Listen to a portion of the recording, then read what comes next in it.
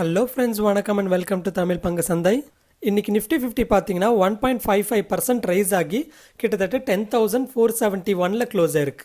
அதே மாதிரி bank Nifty பார்த்தீங்கன்னா கிட்டத்தட்ட 2.56% ரைஸ் ஆகி 22,264 க்ளோஸ் ஆயிருக்கு. ஓகே, ஃபஸ்ட்டு நம்ம ஐடி செக்டர் ரிலேட்டடான அப்டேட்டை பார்ப்போம். அதாவது நம்ம H1B வீசா அந்த மாதிரி வீசா எல்லாமே சஸ்பெண்ட் பண்ணுறேன்னு சொல்லிட்டு இருந்தாங்க இல்லைங்களா. ஸோ இன்னைக்கு பார்த்தீங்கன்னா டொனால்ட் ட்ரம்ப் வந்து அந்த சஸ்பென்ஷன் ஆர்டர் வந்து சைன் பண்ணியிருக்காரு. இந்த வீசா சஸ்பென்ஷன் ஆர்டர் பார்த்தீங்கன்னா ஜூன் 24th அதாவது நாளைக்குலேருந்து டிசம்பர் 31 வரைக்கும் இருக்குன்னு சொல்லியிருக்காங்க. ஃபஸ்ட்டு எந்தெந்த வீசா எல்லாத்தையும் இதில் வந்து இம்பாக்ட் ஆகுதுன்னு பார்க்கலாம். ஸோ இந்த சஸ்பென்ஷன் ஆர்டரில் பார்த்தீங்கன்னா H1B visa, H2B visa, J visa, L visa, so இந்த 4 வீசாவையும் வந்து சஸ்பெண்ட் பண்ணியிருக்காங்க. ஓகே, இப்போ வந்து இந்த வீசாக்கெல்லாம் என்னென்ன மீனிங்ன்றது பார்த்துடலாம் நம்ம. ஸோ H1B வீசா அப்படின்றது நம்மளுக்கு நிறையவே தெரிஞ்சிருக்கும். நிறைய ஐடி கம்பெனிஸ் வந்து அவங்களோட டெக்னிக்கல் ஸ்கில் செட் இருக்கிற எம்ப்ளாயிஸ் எல்லாத்தையும் அனுப்புறதுக்கு வந்து H1B வீசா மூலியமாக தான் அனுப்புவாங்க. இந்த வீசா பார்த்தீங்கன்னா வேலிட் ஃபார் 3 years. ஸோ இது 3 yearsக்கு கொடுப்பாங்க. ஆனால் அது எக்ஸ்டெண்டபிளாக இருக்கும். அடுத்து 3 yearsக்கு எக்ஸ்டெண்டபிளாக இருக்கும். அடுத்தும் பார்த்தீங்கன்னா ரீஅப்ளை பண்ணிக்கலாம். அடுத்தது பார்த்தீங்கன்னா H2B வீசான்னு சொல்லுவாங்க. இந்த வீசா பார்த்தீங்கன்னா ஒரு பீக் சீசன் வீசான்னு சொல்லுவாங்க. லைக் எப்பயாவது வந்து திடீர்னு அவங்களுக்கு ஏதாவது ஆள் தேவைப்படுதுன்னா நிறைய பேர் எடுக்கிறதுக்காக இந்த H2B வீசா யூஸ் பண்ணுவாங்க. ஃபார் எக்ஸாம்பிள் இந்த அம்யூஸ்மெண்ட் பார்க்லலாம் பார்த்தீங்கன்னா திடீர்னு சம்மரில் வந்து நிறைய ஸ்டாஃப் தேவைப்படும். ஸோ அந்த மாதிரி நேரத்தில் நிறைய பேர் வந்து இந்த மாதிரி ஃபாரின்லேருந்து நிறைய பேரை கூட்டின்னு வந்து இந்த மாதிரி H2B வீசாவில் கொடுப்பாங்க. இந்த H2B வீசாவோட டென்யூரும் பார்த்தீங்கன்னா 3 years. ஆனால் இது ரொம்ப பெரும்பாலும் டெம்பரரி ஒர்க்கர்ஸுக்கு மட்டும்தான் இந்த H2B வீசா கொடுப்பாங்க. அடுத்து பார்த்தீங்கன்னா J வீசாஸ். J வீசா பார்த்தீங்கன்னா இந்த டீச்சர்ஸ்க்கு, ஸ்காலர்ஸ்க்கு, ரிசர்ச்சர்ஸ்க்கு அவங்களுக்கெல்லாம் கொடுப்பாங்க. இதோட மேக்ஸிமம் டென்யூர் பார்த்தீங்கன்னா 7 years வரைக்கும் கொடுப்பாங்க. இது அடுத்து கடைசி பார்த்தீங்கன்னா L வீசாஸ். இந்த L வீசா பார்த்தீங்கன்னா கம்பெனியோட லைக் டாப் எம்ப்ளாயிஸ்க்கு லைக் மேனேஜர் அந்த மாதிரி இருக்கிறவங்களுக்கு தான் இந்த L வீசாஸ் கொடுப்பாங்க. இதோட வேலிடிட்டி பார்த்தீங்கன்னாலும் 1 year to 3 years வரைக்கும் இருக்கும். ஓகே, இப்போ நம்ம வந்து எந்தெந்த வீசாலாம் சஸ்பெண்ட் பண்ணியிருக்காங்கன்னு பார்த்தோம். எப்பத்துலேருந்து எது வரைக்கும் சஸ்பெண்ட் பண்ணியிருக்காங்கன்றது பார்த்தோம். இப்போ ஏன் இந்த மாதிரி சஸ்பெண்ட் பண்ணியிருக்காங்கன்றது நம்ம பார்க்கலாம். யூஎஸோட அன்எம்ப்ளாய்மெண்ட் டேட்டா எடுத்து பார்க்குறப்போ ஏப்ரல் மாதத்துலேயே பார்த்தீங்கன்னா இந்த வருஷம் ஏப்ரல் மாதத்தில் பார்த்தீங்கன்னா நிறைய ஜாப் லாஸஸ் நடந்தது. அதாவது அமெரிக்கன்ஸ்க்கு நிறைய ஜாப் லாஸஸ் நடந்தது. ஆனால் அதே டைமில் தான் பார்த்தீங்கன்னா அமெரிக்கன் கம்பெனிஸாக இருக்கட்டும், அமெரிக்காவில் இருக்கிற இந்தியன் கம்பெனிஸாக இருக்கட்டும், இந்த H2B வீசாலையோ இல்லை H1B வீசால எல்லாமே ஃபில்அப் பண்ணிட்டு இருந்தாங்க. ஸோ ஒரு பக்கம் என்னவோ அமெரிக்கன்ஸ்க்கு ஜாப் போயிருக்குது. ஆனால் இன்னொரு பக்கம் பார்த்தீங்கன்னா ஃபாரினர்ஸை அலோவ் பண்ணுறதுக்கு அவங்க வீசா இனிஷியேட் பண்ணிட்டு இருந்திருக்காங்க. ஸோ அதனால தான் இருக்கிறவங்களுக்கு ஃபஸ்ட்டு அமெரிக்கன்ஸ்க்கு ஃபஸ்ட்டு ஜாப் கிடைச்ச பிறகு தான் அதுக்கப்புறம் ஃபாரினர்ஸ்க்கு வந்து நம்ம ஜாப் கொடுக்கலாம் அப்படின்னு சொல்லி தான் இந்த சஸ்பென்ஷன் ஆர்டரை கொடுத்துருக்காங்க. ஓகே, இப்போ வந்து இந்த சஸ்பென்ஷன் ஆர்டரில் இந்த வீசா சஸ்பென்ஷன் ஆர்டரில் நிஜமாவே யாருக்கு இம்பாக்ட்ன்றது நம்ம பார்க்கலாம்.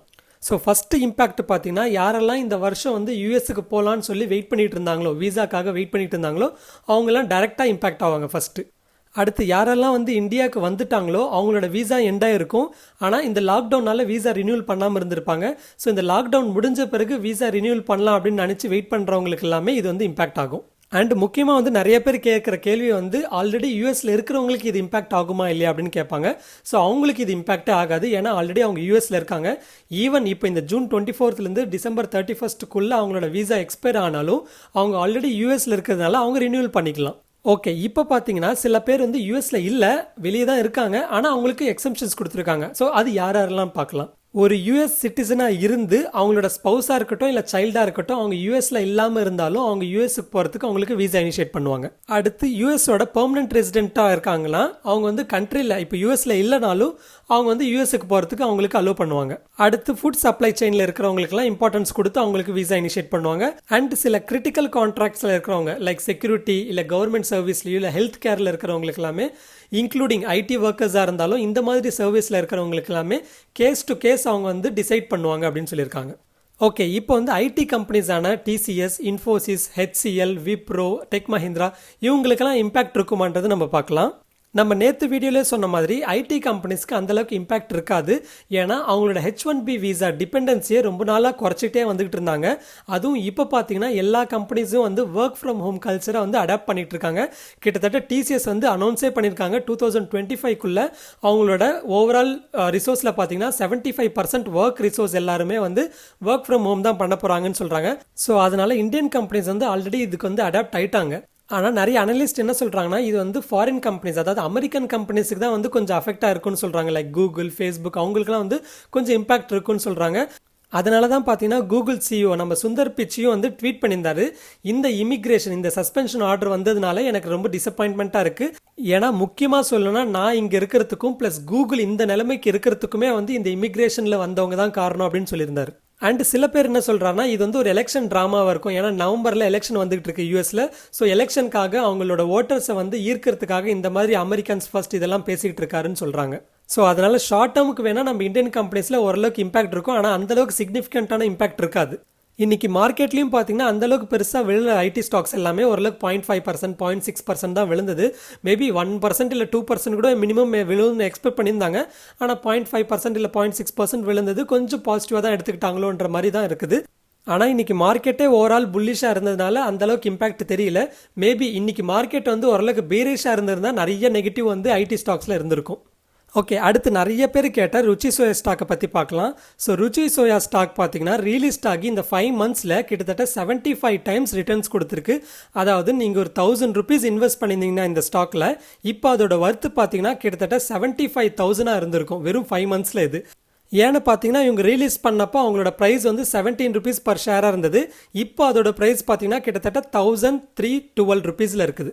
ஸோ இந்த ருச்சி சோயா ஸ்டாக் ஏன் இந்த அளவுக்கு ரைஸ் ஆகுது, ப்ளஸ் இப்போ நம்ம ஏதாவது இன்வெஸ்ட் பண்ணால் வர்த்தா இருக்குமான்றது நம்ம டிஸ்கஸ் பண்ணலாம். ஸோ இந்த ருச்சி சோயா கம்பெனி பார்த்தீங்கன்னா ரொம்ப நாளாக வந்து edible oil and soya food ரிலேட்டடான பிஸ்னஸ் பண்ணிட்டு இருக்காங்க. அண்ட் இவங்களோட கம்பெனி பர்ஃபார்மன்ஸ் பார்த்தீங்கன்னா கிட்டத்தட்ட ரொம்ப வீக்காக தான் இருந்தது ரொம்ப வருஷமாகவே. அண்ட் இவங்களோட கடனும் அதிகமாகிட்டே இருந்தது. அண்ட் இந்த நேரமாக பார்த்து சில கம்யூனிட்டியில் ட்ரேட் பண்ணியிருக்காங்க, அதில் வந்து ரொம்ப ஹெவி லாஸ் வந்திருக்கு இவங்களுக்கு. ஸோ ப்ராப்பர் ரிஸ்க் மேனேஜ்மெண்ட் இல்லாமல் நிறைய லாஸ் வந்ததுனாலையும் ப்ளஸ் இவங்களோட அதிகமான கடன் இன்க்ரீஸ் ஆகிட்டே இருக்கிறதுனாலையும் இவங்க வந்து பேங்க்ரப்ட் ஆயிட்டாங்க. ஸோ இந்த மாதிரி பேங்க்ரப்ட் ஆனப்போ பத்தாஞ்சலிக்காரங்க, அதாவது பாபா ராம்தேவ் தெரியும் இல்லைங்களா, அவங்க கம்பெனி பத்தாஞ்சலி கம்பெனி வந்து இந்த கம்பெனியை ருச்சி சோயா கம்பெனியை வாங்கிக்கிட்டாங்க. கிட்டத்தட்ட 4,350 crores கொடுத்து வாங்கினாங்க. போன வருஷம் 2019 வாங்கினாங்க.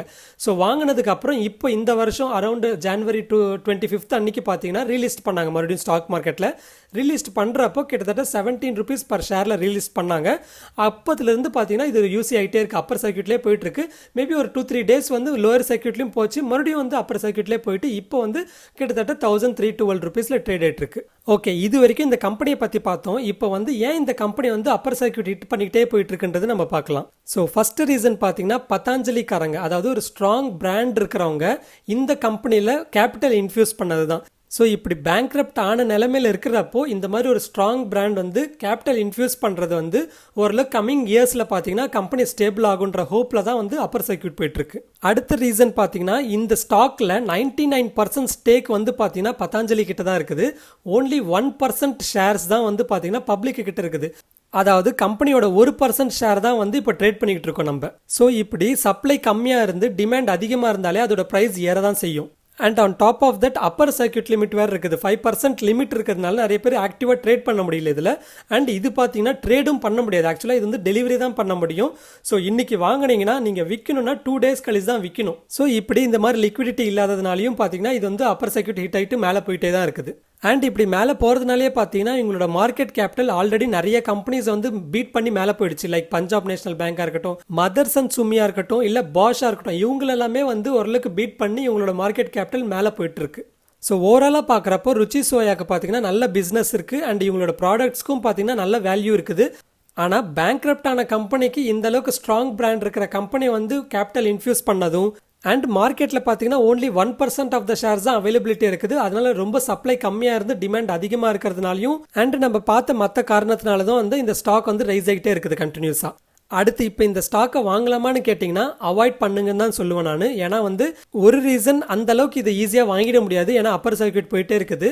அண்ட் ஒரு வேளை வந்து இது ரிவர்ஸ் ஆச்சுன்னு வச்சுக்கோங்களேன், லோயர் சர்க்கியூட்லேயே போயிட்டு இருக்கும், அப்பயும் உங்களால் ஸ்டாக்கை விற்கவும் முடியாது. ஸோ நல்ல ட்ராப் ஆகிடுவீங்க. அண்ட் எந்த ஒரு ஸ்டாக்காக இருந்தாலும் அவங்களோட ரிசல்ட் அந்த கம்பெனியோட பர்ஃபார்மன்ஸை வந்து ஜஸ்டிஃபை பண்ணணும். அப்படி ஒருவேளை ஜஸ்டிஃபை பண்ண முடியலனா செல்லிங் ப்ரெஷர் அதிகமாக வருவாங்க. அப்போ இந்த ஸ்டாக்கோட ஷேர் ப்ரைஸ் வந்து டிராஸ்டிக்காக விழுந்துடும்.